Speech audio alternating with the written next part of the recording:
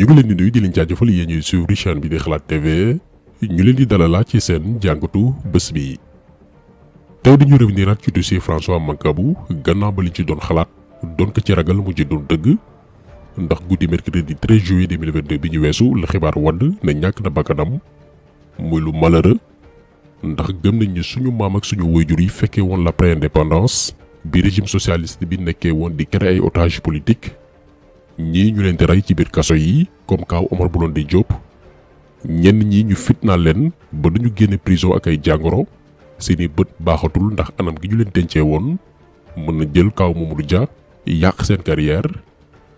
suñu way dawlu yi nekkoon témoin wu événement yi ku leen yeewoon tey ni leen après plus d'un demi-siècle en 2022 même chose mbaalu ko raw moo nekk di xewaat Sénégal duñ ko gëm. et pire ñi mu dal bu ñu jëlee tey par exemple kaaw François Mancabou liñ ko doon toppee laalewu ci ni de près ni de loin règlement de compte moo ci am benn daañ ci ñëw te yaakaar nañ ne bu ñu paree ci vidéo bii Cheikh Tidiane Gadio dina def déclaration wax ñu ban degré d'implication la am ci dossier François Mancabou. commissaire Bara Sankaré bu commissariat central ñun personnellement dégguñ ñu bari di ko tudd ci dossier François Mancabou te pourtant ci délinquant policier yàgg def ñaawteef lañ état di leen protéger daañ ci reveniraat implication am ndax ñoom ñoo jëli woon François. mais li gën a flagrant mooy sorti wu Amady Diouf di procureur de la République koo xam ne rôlam dëggantaan du faral état mbaay takk der moom askan wi la fi war a nekkal mais dafa génne def déclaration non seulement ngir wane péeteem mais aussi boole ko wax lu dul dëgg yu amul fenn. daañu ñëw ci moom ñëw point par point ci ay faits yu wane ne ci état banditisme la ñu nekk banditisme boo xam ne mi ngi entre présidence de la République ministère de l'intérieur police nationale ak ñiy caytu wàllum yoon. ci suñu dernière vidéo concernant dossier François Mancabou waxoon nañ leen ni garde du corps Cheikh Tidiane Gadio la woon liggéey nañ 10 ans fukki at ñoom ñaar ñu ànd fépp ba ni waa FBI di tegee loxo Cheikh Tidiane Gadio ndax dafa impliqué woon ci benn affaire de corruption diggante Chine Tchad ak Ouganda. parce que Cheikh Tidiane Gadio mooy ñi nga xam ni dañ doon profité ci seeni ndombal tànk par exemple ba mu neewoon ministre bi ñu dénk wàllum bitim réew di wëlbatiku doon ay mercenaires yu état yu am doole ñu leen di neexal xaalis bu bare bari pour ñu leen di lijjantil ay contrat ci continent bu Afrique. comme que nag États-Unis ak Chine concurrent lañ dañuy diirante mbagg ci àdduna bi ak ci bépp réew bu ñu am ay intérêt bi Cheikh Tidiane Gadio corrompre daal di ger ay dirigeants yu Tchad ak Ouganda pour ñu jox waa Chine ay contrat wu pétrole. ci la ko américains yi daal di ootal bàyyi ko ba mu duggee États-Unis ñu yebal waa FBI ñu dem jàpp ko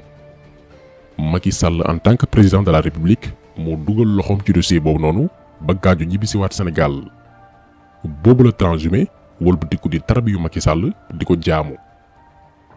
par la suite François Mancabou en tant que garde du corps s'est rendu compte que ndekete kii mu doon àndal depuis des années di ko watul kaaraangeem délinquant international la dealer la donc mënatul continuer di liggéey ak moom ndax dafa jiital éthique looy jombale sa bopp ci li muy def. gannaaw gi seen diggante yàqu Gadio ameeloon ko xaalis lànk ne du ko fay donte yoon daan na ko moom Cheikh Tidiane Gadio mu bañ ne du ko jébal xaalisam. di fàttali aussi que Cheikh Tidiane Gadio yàgg na réclamer François Mancabou benn tablette bi nag duñ ci sori mais jàppale ne lu intéressé woon Cheikh Tidiane Gadio la. ndax dafa am ay photo souvenir yu ci nekk te bëggul mu feeñ ndax dafa am ay preuve ci relation Cheikh Tidiane Gadio ak des lobbies internationaux moo tax ñu ne Gadio dafa am obligation génn wax ci deewu François Mancabou lu tax mu yàgg ko singili ndax benn tablette dong. gannaaw gi François Mancabou nekkul membre benn parti politique manifestation mois de juin yi taxu ñu jàpp ko mosu ci participer. këram la nekkoon ak njabootam ñu daldi koy fekk foofu jàpp ko te biñ ko jàppee bàyyi leen xel bu baax a baax gannaaw arme bi muy liggéeyee en tant que garde du corps tablette bi leen doon wax léegi te Cheikh Tidiane Gadio yàgg koo laaj tablette boobee la ñu récupéré dañ ciy déglu témoignage soxna wu François Mancabou ci micro waa Kewoulo. ñu ne ko attendez ñu dem ci couloir bi fouiller ñu fouiller salle bi xëcc fauteuil ubbi sama valise yi fouiller partout lu ñu fouiller ñu laaj ko ndax moom moo ko moom ñu jël arme bi ñu ne ko tablette bi yaa ko moom wala madame mu ne maa ko moom jël nañu tablette jël nañu arme bi jël nañu tablette bi. léegi ban kilifa biir police moo mëne opération bi ñel wàllum force spéciale ñu koy sant muy dem di jàppay innocent. commissaire Bara Sankaré mii ngeen di seen moo nekk ci ginnaaw. kan mooy Bara Sankaré yàgg nañ leen wax ni Macky Sall bëggul nit yu baax souvent dafay fekk ku def njombe mbaa tuuxi duna bu rëy ci benn domaine mu làq la protéger la jox la sax ndombal tànk bu gën a kawe fa nga nekkoon pour yeew la buub ci baat di la defloo di la waxloo te doo sañ a bañ ndax danga koy amil njukkal dafa am fu sori fu mu la jëlee woon. Bara Sankaré bu ngeen fàttalikoo mooy commissaire boobu ñu defoon vidéo ci moom en août 2019 ñetti at ci ginnaaw te mu duggoon ci benn pharmacie bëggoon jënd garab par force te présenté wul ordonnance pharmacien biñ naan Cheikhouna Gaye na ko garab bii duñ ko jaay sans ordonnance mu ne ko di nga ma ko jaay par force agressé pharmacien bi ci biir pharmacie bi boole kook ay éléments am yu civilu pour ñëw jàpp ko yóbbu ko police dóor ko. jamono jooju Bara Sankaré moo newoon commissaire bu police bu Parcelles Assainies donc waa ji c'est un voyou bandi bu mag bu nekk biir police la. période boobu noonu mbootaayu pharmacien yi ak Sénégal gépp sàkk ñu tekay daan commissaire Bara Sankaré ndax dafa wane irresponsabilité xamadi ak bëgg néewal doole doomi aadama ci lu tegul yoon. ñun suñu wàllu bopp ñu gisoon ni dañ ko sax waroon rajee daal di koy dàq ndax bandi yu mel nii kenn du leen bàyyi biir police ay poson yu bon a bon lañ lii ñun 2019 lañ ko waxoon. mais laaj leen lan la Macky Sall def parce que Macky Sall mooy yilifa police dañoo jël Bara Sankaré affecté ko cabinet directeur de la police nëbb ko tegaat ci diir yéegal ko samp ko ci bopp sûreté urbaine biir commissariat central bu Dakar. maanaam ci nguuru Macky Sall da ngay nekk un voyou un bandit boo xamante ni capable nga def bépp xeetu ñaawteef ñu dénk lay responsabilité yu mag a mag. parce que li Macky Sall namm Sénégal mu yóotu 3e mandat faa mu ànd ceeg bandi yu mel nii wuyu yu ci mel ni Bara Sankaré. donc moom Bara Sankaré bi ñu doon alerté en août 2019 vidéo baa ngi fi ba tey en 2022 bokk na ci ñi jiite dossier caaxaan ñeel wàllum force spéciale di dem di jàppale ay doomi aadama yoo xamante ni defuñ dara yu ci mel ni François Mancabou. ñoom ñoo jàpp François biir commissariat central bind seen PV maanaam ne François moo témoigné wax lii ba noppi na ko signeel. François bañ ni moom du signé ci lañ ko tàmbali fitnaal ba mu nekk dans le coma diggante dund ak dee. lii kenn ci avocat yi muy maître Ousseynou Gaye moo koy révélé François Mancabou dañ ko bëggoon wax loolu mu deful mu lànk ñu dóor dóor ba daal di koy évacuer hôpital principal. François Mancabou dafa nekkoon ci coma ba am benn moment boo xam ne bi yàlla yee ko mu yeewu livré benn secret à sa famille ne leen alkaati yi dañ ma doon torturer ndax lu tax ñu ma doon torturer dañ ma am lu ma bindal ne ma newal signé ko ma bañ ko signé ñu may torturer pour ma def ko par force. dafa wax loolu ba pare sombrewaat dans le coma parce que nag yàlla moo lay dimbali nga mën a wax dëgg ji bàyyi fi dëgg ji parce que dëgg dinañ ko fi bàyyi avant ngay dee pour que miim bañ fee am lii peut-être la yàlla doon bañ moom moo tax mu def ko. ña mu wax loolu bu ñu déggee lii dañuy ree xam nga man ñi nga xam ne mii waxam nañ ma loolu su ma déggee procureur di wax waxu kasaw yi man ay ree la may def. donc fii la Sénégal toll. Macky Sall dafa jël bande yi gën a doy waar police ak gendarmerie dénk leen ay ndombal tànk pour ñu koy rayal sénégalais yi di tuumal ay innocent di fabriquer ay mensonges ay nar. keneen ci fabricant de mensonges yooyee mooy Amady Diouf di procureur de la République te remplacé ki nga xam ne mooy Serigne Bassirou Gueye. gis ngeen ni ba François Mancabou génn àdduna moom la ñu gaaw yebal bindul ko li mu war a nettali mu toog di wax lu dul dëgg sénégalais yi te àndu ceeg benn kersa. wax na ba ni pistolet bi ñu fekk ci François Mancabou muy pistolet Walther de calibre 22 LR musul am autorisation de port d'arme. biñ demee këram nag ba fekk ko fa yàlla def na fekk nañ ko mu fekk ak fetal